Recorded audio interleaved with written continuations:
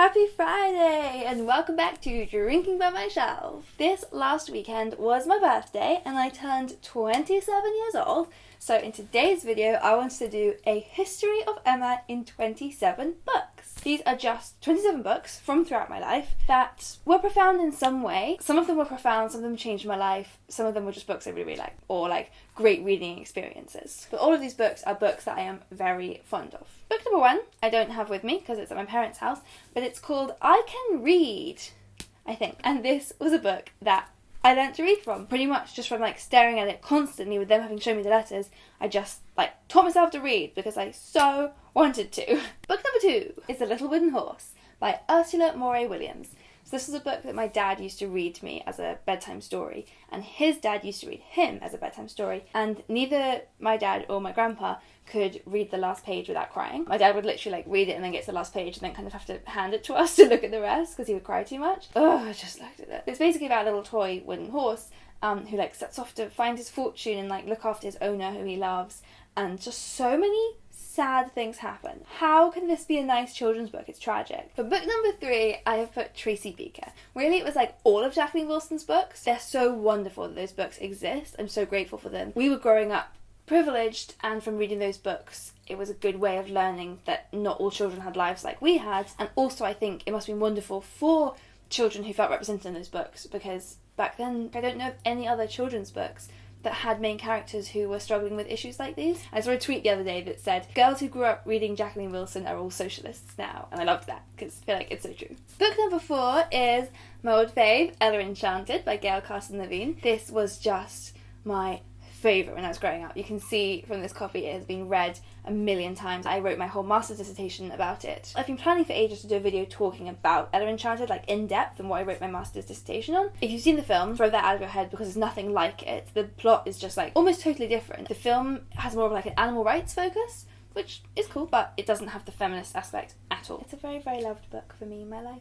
Book number 5, Noughts and Crosses by Mallory Blackman. So if you somehow avoided reading that one, it's set in a world where racism is kind of opposite, so white people are discriminated against. I thought it was really powerful as a children's book. It's the first time that I remember staying up all night reading books. I just really remember being moved by them, and they really kind of made me think about racism probably for the first time as a very young child. Book number 6, I can't believe I don't have a copy of here. That's Feeling Sorry for Celia by Jacqueline Moriarty. And that was a book that I was like obsessed with when I was younger. And it's all told through letters, like these comedy letters to the main character from these like made up imaginary societies that she kind of thinks. So like she'll get a letter from the teenage society telling her that she can't join them because she's not cool enough and stuff. And there's also this mystery because her best friend Celia has gone missing, and apparently there's more of them. There's like a sequel or a prequel or something. I didn't know about this until really recently, so I must track them down because I loved that book. Book number 7 is I Captured the Castle by Dodie Smith. This is the story of Cassandra and her family who live in this like crumbling old castle, and these 2 charming and rich Americans come to town. All sorts of drama and unrequited love happens. I loved this when I was younger.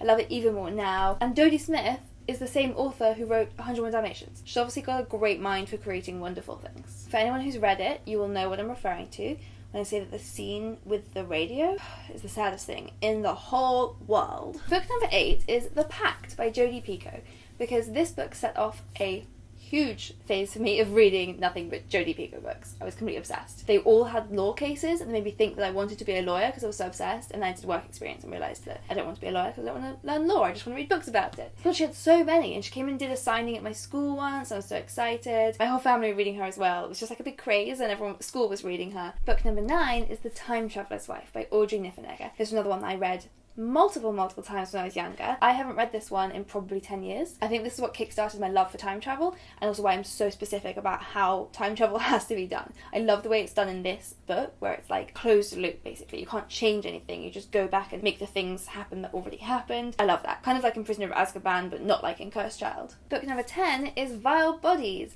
which I read in my last year of school. I love this book so much. I love this edition that I bought myself because it's yellow and gorgeous. It's so funny, and it's also so sad. This is like the thing that makes me emotional the most, is books or movies where the book refuses to be sad. It's all just like funny and keeps going, and it just leaves you to like absorb how terribly sad the things that are happening in it are. But it's a satire. It's a satire of the years in between the wars and what England was like then. I just love it. And also the movie by Young Things is also wonderful. Book number 11 is Three Men in a Boat by Jerome K. Jerome, which I actually only read for the first time after I'd finished my A-levels, but we had passages of it read to us constantly and quoted to us constantly by our dad, who loves it. He just thinks it's the funniest book in the world, and it is very, very funny. It's just a completely ridiculous story of three men in a boat on a trip, getting up to all kinds of adventures and being really silly all the time. Book number 12, I've chosen Northanger Abbey by Jane Austen. This isn't my favourite of her books. It's not the first one that I read. I read 3 and I really, really liked all of them. But it was when I was on my gap year in Italy. I was au pairing for a family. I went for a weekend away. They went skiing. My phone didn't have any reception there and I couldn't call home or talk to my family. And I just was so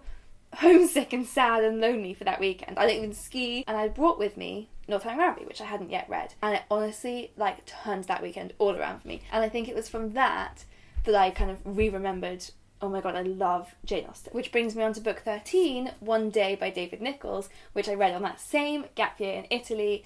On a different day I had the weekend off and I walked up a hill and read it on this bench with this beautiful view all in one day, and I just completely loved it. So again, I just have such wonderful memories of reading this book, and I do think it's really great. My mum herself, who sent it to me after I read it and was like, oh my god, thank you so much, I loved it, she then read it and didn't think it was that good. But I think it was mainly like the experience for me, and also it's a sweet book. It's nice. It's a good premise. Number 14 is Never Let Me Go by Kazuo Ishiguro. It was one of those where you finish reading it and you're just kind of sitting there and you can't stop thinking about it, you can't do anything else. I don't want to say too much because I don't want to give spoilers, but it's kind of like a dystopian version of the world, or like a kind of sci-fi, like something slightly different about the world, but that's not what genre it fits into. It's just a very human story about time and life, but it's just got this very interesting way of exploring that theme. Book number 15, The Perks of Being a Wallflower by Stephen Chbosky. Again, it just came at a really perfect time of my life. I was like a bit sad at the time. I was kind of struggling with having an existential crisis, I guess. Like everyone goes through that. And I read it and it just absolutely seemed to be speaking to me. The whole quote about in that moment we were infinite put all of my worries about my like weird existential crisis into perspective. I haven't reread it since. I only read it that one time and had such a profound change in my life just from that one time, but I would really like to reread it. Number 16 is The Yellow Wallpaper by Charlotte Perkins Gilman, and this was an interesting one because it was probably the book that first properly made me a feminist. It's a very short story, I really recommend it. It can kind of read as a ghost story or it can read as a mental health story, and we were kind of reading it in the context of female hysteria and kind of how gender is like forced on us and the impact that has on our mental health. It just really, really stuck with me, and ever since then I've been a feminist, and it's amazing to me now that I wasn't before. Book number 17 is Gone Girl by Gillian Flynn. Before reading Gone Girl, I didn't really know about psychological thrillers. It wasn't really a genre that I'd read much of. I think I had the perfect experience reading it because I read it on my Kindle, so I didn't see the cover, because some people's cover text had something that's like a little bit spoilery on it, and I was like trapped on a plane, so it feels very intense reading experience. I was just shocked. I just never come across anything like that. Of course, these days I read loads of books like that, but it was really the first one, and ever since then I've just been like obsessed with psychological thrillers and seek them out everywhere. So that was a big turning point in my reading life. Book number 18 is a very happy reading memory. That's The 100-Year-Old Man Who Climbed Out of the Window and Disappeared by Jonas Jonasson, which is just such a ridiculously funny book. It's kind of like a Swedish Forrest Gump. It's this man who's like lived through all of these amazing events in history, and then also in present day he's like involved in this. They've stolen this money, I think, and they're like escaping, and he's 100 years old. It's so funny. Number 19 is The Princess Bride by William Goldman, and I grew up with the film. I loved the film so much, and when I found out it was a book I was a bit nervous to read it, and it's wonderful. Even better than the film, but also it made me love the film even more. Like, you couldn't get a better adaptation than that film. You think the film is the silliest film ever, this is even sillier and even more magical and wonderful. Book number 20 is The Colour Purple by Alice Walker. This one, my best friend Kelsey recommended it to me, and she said it's like the happiest book ever, like really uplifting. And I started reading it and I was like, are you out of your mind? Have you given me the wrong book? Because if you read it, you'll know the beginning is very sad, but it is actually a really lovely story. It's a story of friendship and love. She falls in love with this woman, Shug. By the end, it is, I can exactly see what she means, why it's one of the happiest books ever.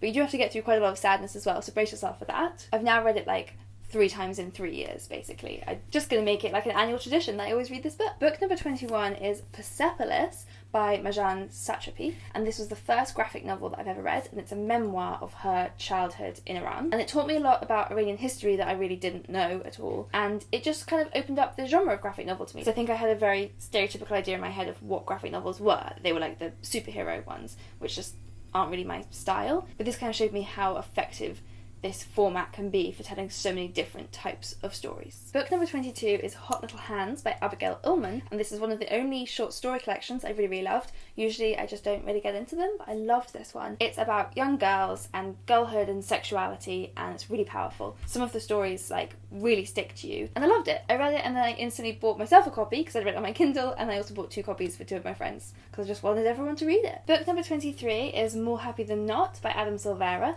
and this introduced me to Adam Silvera, who I now completely love. I'm not usually a massive YA reader, but he's one of the YA authors who I will always buy his latest book because I just love him. It's set pretty much in our exact world. There's only like one alternative element, which is that there's the existence of this company that can erase your memories, kind of like in Eternal Sunshine of the Spotless Mind. It's just a really powerful story about a young gay man living in New York. I think New York. Book number 24, we're nearly coming to the end, is The Seven Husbands of Evelyn Hugo by Taylor Jenkins Reid. I thought it was going to be light and fluffy, and it was actually really amazing and really great writing about sexism and the media and Hollywood. It's got bi-representation, which is something that I'm always craving from books. And I love this author. I've read one of hers before. It was like the author was like writing with a very knowing smile, which I really liked, and I got to the end and it left me thinking about things. And this one then was like that times a million, like so powerful. I said powerful so many times in this video, but I guess like all of these books are ones that I found powerful or were powerful to me in some way. Book number 25 is The Namesake by Jhumpa Lahiri. It's just the story of a boy born to immigrant parents in America and the struggle to kind of connect with his culture and to connect with his parents, because his parents moved to bring him a better life, but also their culture is so important to them. I always find books really sad that have like miscommunications between parents and children who love each other but just struggle to communicate themselves. And it's one of those lovely books where not much happens. You're somehow completely gripped and you care so much about the characters. And it's not like these great big plot twists happen, like it just sort of slowly moves through their life in a really beautiful way. I'm so sorry about this tumble dry noise, it's being so loud. Book number 26 is Bear Town by Frederick Backman, which is my favourite book of last year. It's about toxic masculinity in sports, basically. I read it on my Kindle and I was like so close to the end, but I was at the airport and I was like, this book is becoming my favourite book of the year.